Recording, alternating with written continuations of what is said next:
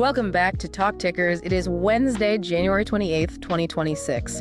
And today, we are looking at a real paradox. The paradox is the right word for it. We've got a major company, a household name, basically predicting a record-breaking future, but the market is just punishing them for a messy present. We are talking about American Airlines ticker AAL. Yep.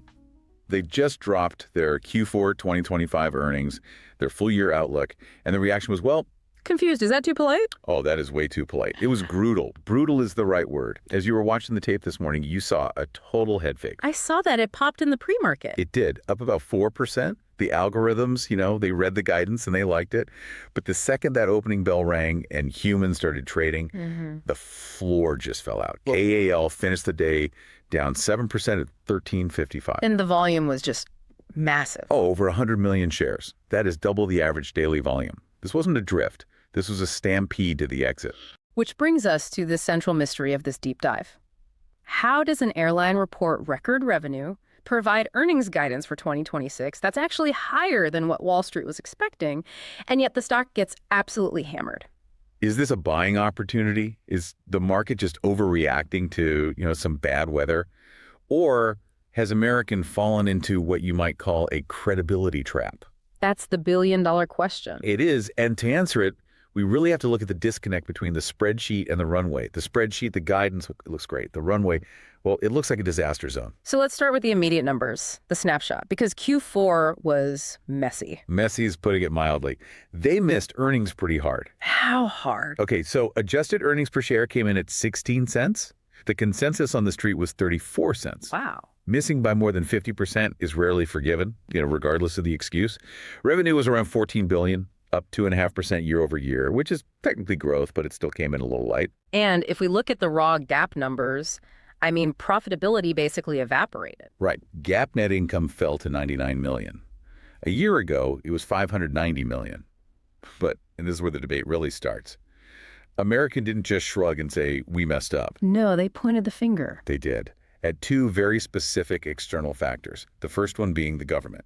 The shutdown. But hold on, every time an airline misses, they blame something. Is this legitimate or is it just corporate spin? In this specific case, yeah, it's legitimate math. They cited a $325 million revenue hit in Q4, specifically from the shutdown. And that's because of their DCA hub. Exactly. You have to remember American's unique geography. Their hub is DCA Washington National. They have just massive, disproportionate exposure to government travel compared to, say, a Delta or United. All those bureaucrats, lobbyists, contractors. They'll just stop flying. They vanished for November and December. So that $325 million, that isn't a structural failure of the airline. It's a political failure that hit their network harder than anyone else. Okay, fine. I'll give them a pass on the politics. But then we have the weather. Winter Storm Fern. This feels like the bigger issue because it's bleeding into this quarter right now. Fern is the catalyst for the sell-off. This is not just bad weather. The CEO, Robert Isom, he called it the largest weather-related operational disruption in their entire history. 9,000 cancellations. 9,000. And because it hit in January, the financial pain is all in Q1 2026. They're projecting a revenue hit of between $150 and $200 million just from this one storm. And that leads to the guidance for right now, for Q1. Correct. They are guiding for a loss in Q1, a loss between 50 cents and 10 cents per share. So you're an investor, you're holding the stock, and management says, hey, great news about next year, but for the next 3 months, we're going to lose money.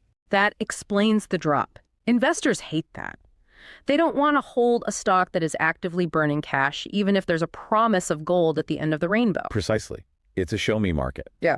Investors are discounting the future, and they're discounting it heavily because the present is so volatile. But this is where that guidance paradox kicks in, because if you can look past the ice storm, the numbers for the full year 2026 are surprisingly strong. They're very strong. They're guiding for full year EPS of $1.70 to $2.70. Which is a huge beat and raise. The midpoint is $2.20.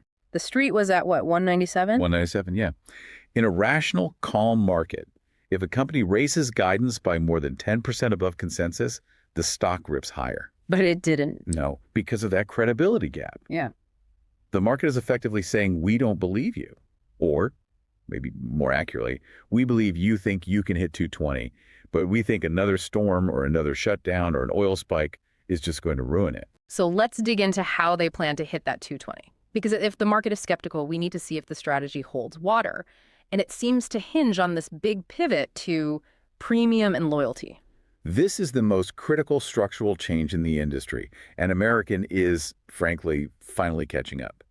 In the fourth quarter, their premium unit revenue outperformed the main cabin by 7 percentage points. So the front of the plane is paying all the bills. It means they're becoming less dependent on the $99 economy ticket. They're rolling out new flagship suites, taking delivery of these premium-heavy 787 and 9s, the new A321XLRs. Yeah. But the hardware is just the vessel. Right. The real story, and frankly, the only reason to own this stock long-term, is the credit card. The Citi deal. Okay, let's drill down into the economics here because I think people miss the scale of this. It's a new exclusive 10-year deal that just started January 1st. This is a complete game changer. They mentioned card spend is up 8%, but let's explain why that matters. When you swipe your Citi Advantage card, Citi has to buy miles from American Airlines to give to you as a reward. And American sells those miles at a massive margin. It's essentially 100% margin revenue. They are printing their own currency. A currency that is way more stable than flight demand. Exactly.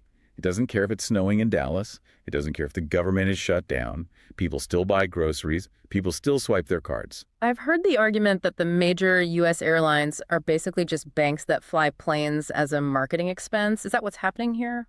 It is becoming accurate. That loyalty moat is what underpins that 220 earnings target.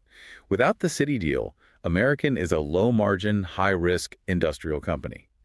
With the Citi deal, they are a high-margin fintech company that just happens to be attached to an airline. But the fintech company still needs the planes to fly to keep the customers happy, which brings us back to operations and what we're calling the ice rink. DFW, Dallas-Fort Worth.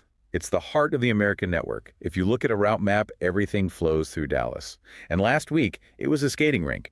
Management admitted 5 out of their 9 hubs were impacted, but DFW was ground zero. But here's what caught my eye.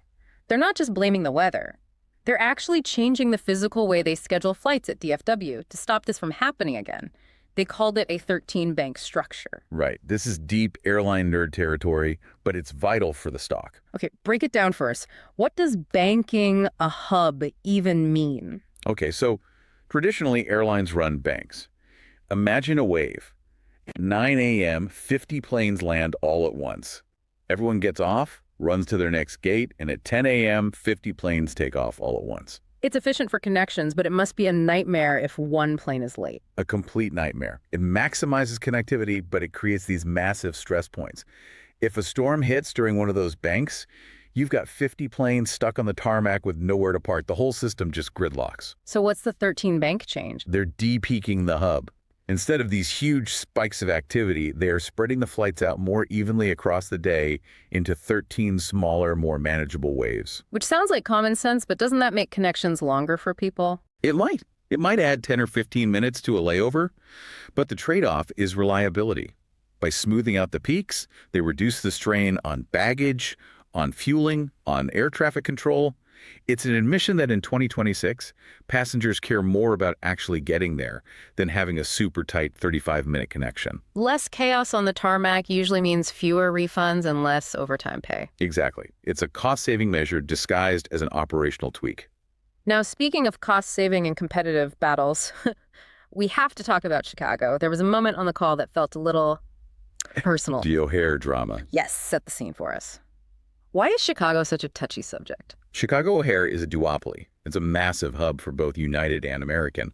But United is headquartered in Chicago. It's their home turf. Yeah. And for years, analysts and competitors have whispered that American loses money in Chicago and only stays there out of pride. So on the call, the analyst pressed CEO Robert Isom on this. They basically asked, why are you still fighting this losing war? And Isom came out swinging. First, he confirmed they are restoring their schedule there to 550 flights, so they're not retreating. But then he took a direct shot at the competition. What did he say? He said, and I'm paraphrasing a bit, I wouldn't brag about profitability if 80% of my staff were paid below market rates. Ouch. Who is that directed at? It was a broadside. It was against any competitor who hasn't finalized their labor contracts. See, American has ratified contracts with their pilots, their flight attendants. Their costs are set. He's implying that other airlines are showing fake profitability because their labor costs are about to skyrocket when they finally sign new deals. It's a bold defense. He's basically saying, we've taken our medicine on labor costs, now watch everyone else get sick. Exactly. It shows confidence. You don't make that comment if you're planning to downsize a hub. Let's shift to the balance sheet. I know debt talk can put people to sleep, but in the airline industry, debt is the difference between a stock that doubles and one that goes to zero. It is the single most important metric for AAL right now. American has historically been the most indebted major airline. It's been an anchor on the stock price for years. But the CFO, Devin May, gave a surprisingly aggressive update. They're targeting total debt to be under $35 billion by the end of 2026. Which still sounds like a lot of money, because it is. But the context here is key. They are hitting this target a full year early. A year ahead of schedule. Correct. The original plan from last year was to hit this level in 2027.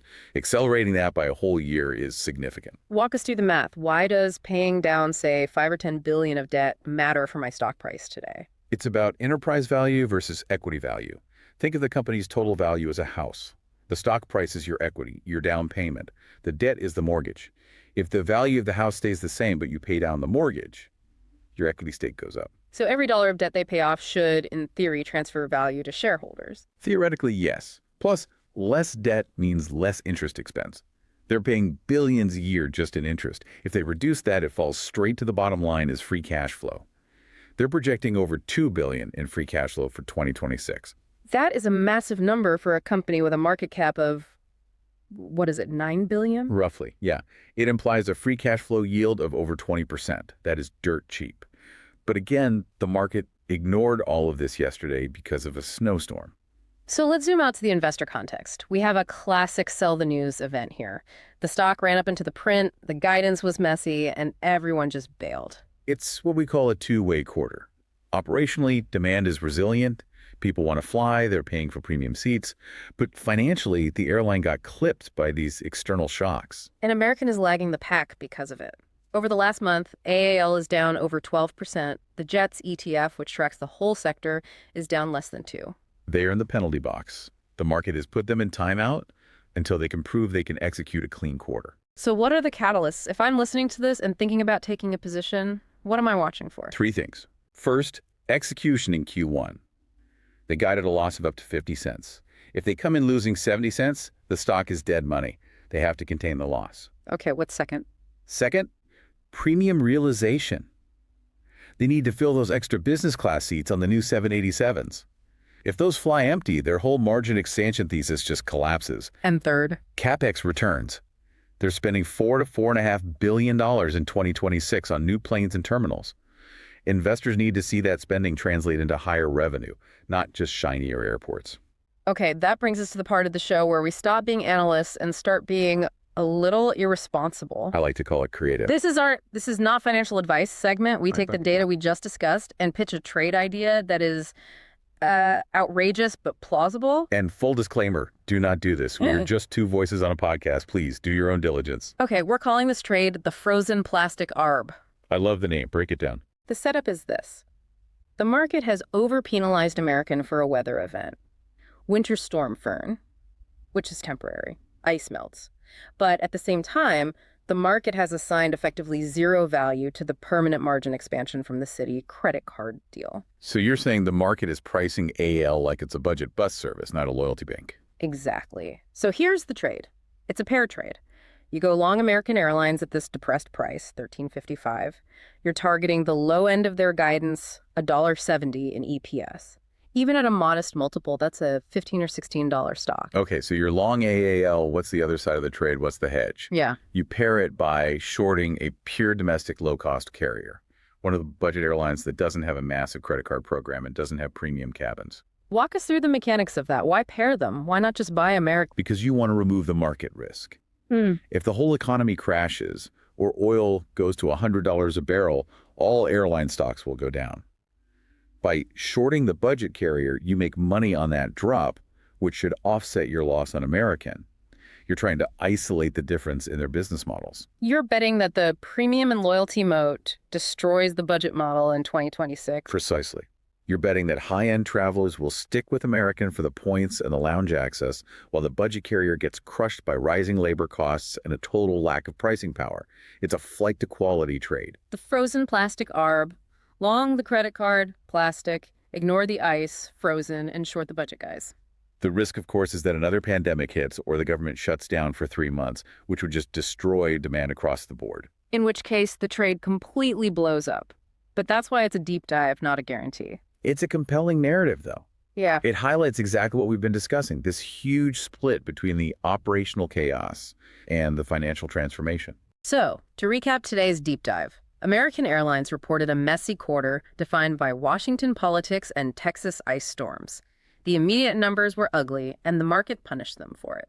But underneath all that snow, the 2026 guidance suggests a massive turnaround is brewing, fueled by premium seats and a very lucrative credit card partnership. Management says they'll hit their debt goals a year early. The market says, prove it, and that is where we leave you. Who is right? Is it the spreadsheet that says this company is a cash-generating machine, or is it the ticker tape that says it's bleeding out? That is the billion-dollar question. We'll see what happens when the ice melts. Thanks for tuning in to Talk Tickers. Keep your seatbelts fastened, and we'll catch you on the next deep dive.